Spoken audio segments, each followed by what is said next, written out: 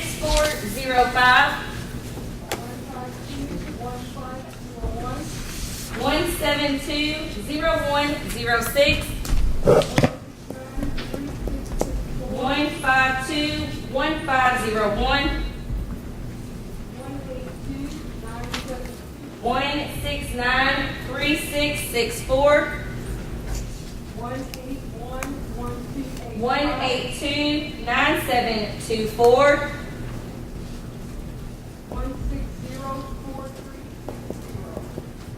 1811285, 1604360, 1785681.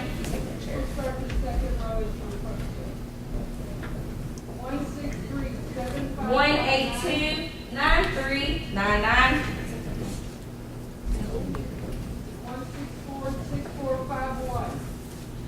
1637559,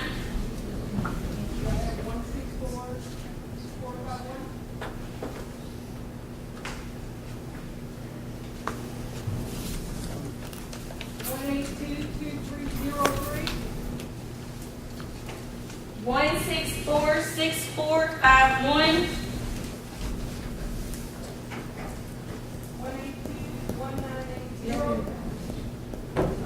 1822303, 1821980,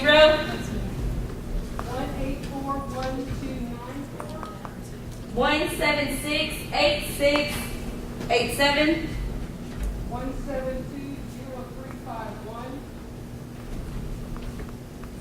1841294, and 1720351, 1873890,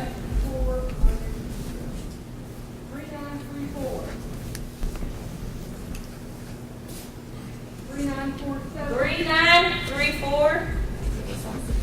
Thank you. 3977, 3947, 4027,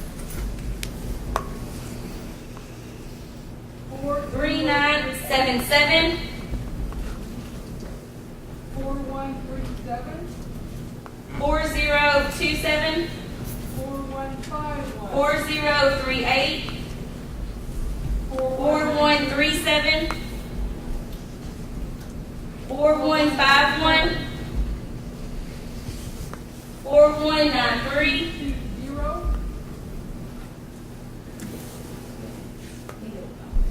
4231, 4197, 4269, 4220, 4231, 4275, 4269, 4297, 4275. 431. Time out. Stop them a Real minute. quick, hold on, real quick, Chloe. Hold on.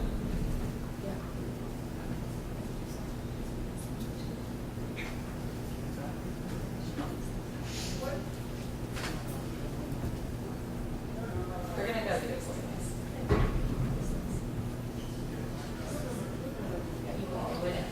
Sorry. Now, who was the last one in? 4275? Yes. 4275, raise your hand. Okay, thank you. Where was that voice coming from, you wondered? Thank you. All right, our next one is 4297. All right, you're good. 4297, 4318. 4365, 4328, 4365, 4483, 4420, 4487, and 4483. 4487, I'm sorry, 4489.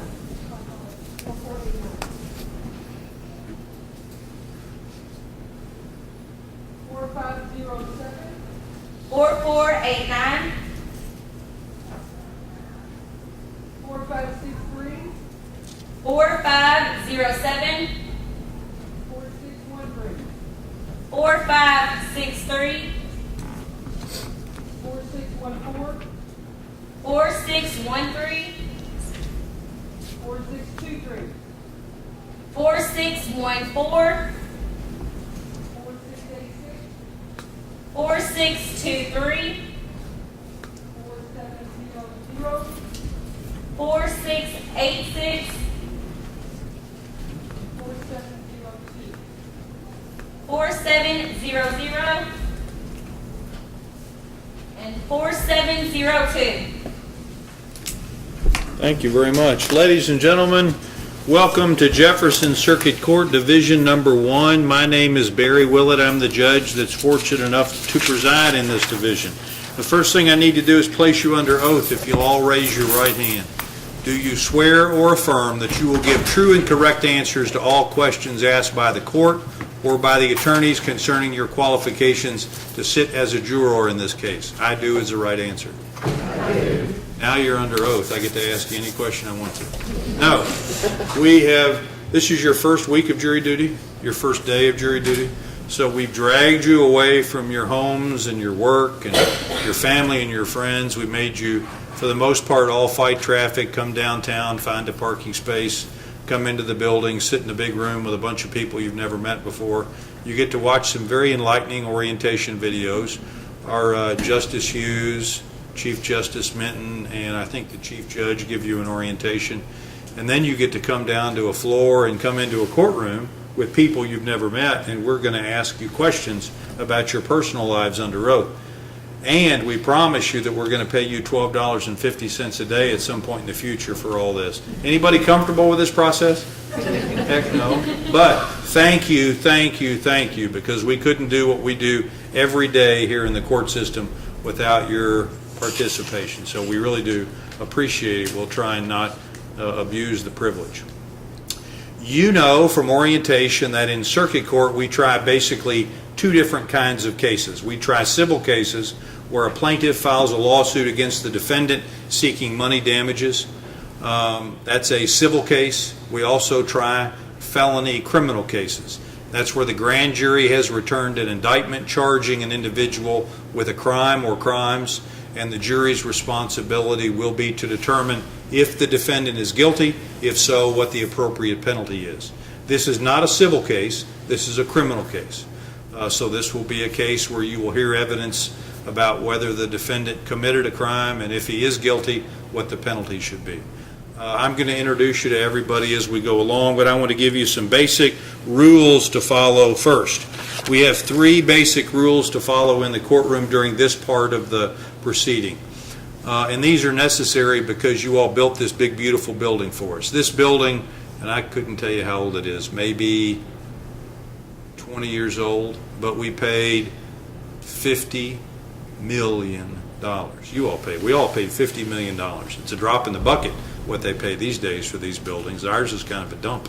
But we cut corners in some places. For example, we didn't put microphones out there. So rule number 1 is when you're going to give an answer, raise your hand, let us know you're getting ready to talk.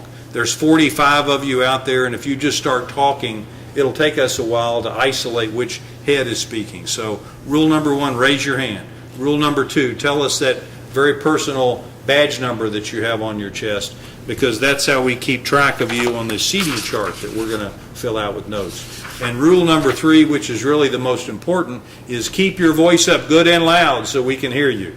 I promise you that you will violate that one.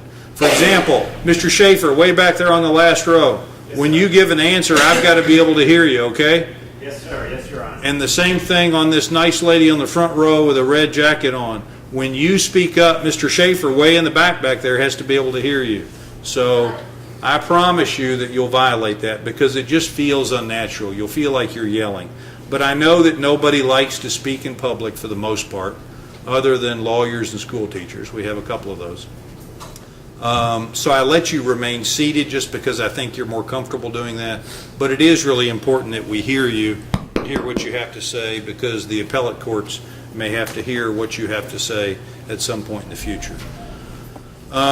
This is a criminal case, and the jury selection process is a very important part of that case, because what the court and what the lawyers are going to do in this phase of the trial is not to try and embarrass you or not to try and pry into your background, but they'll ask the good questions. They're trying to ascertain if there's anything in your past history that might have some bearing, negatively or positively, on your ability to sit in that jury box and decide this case.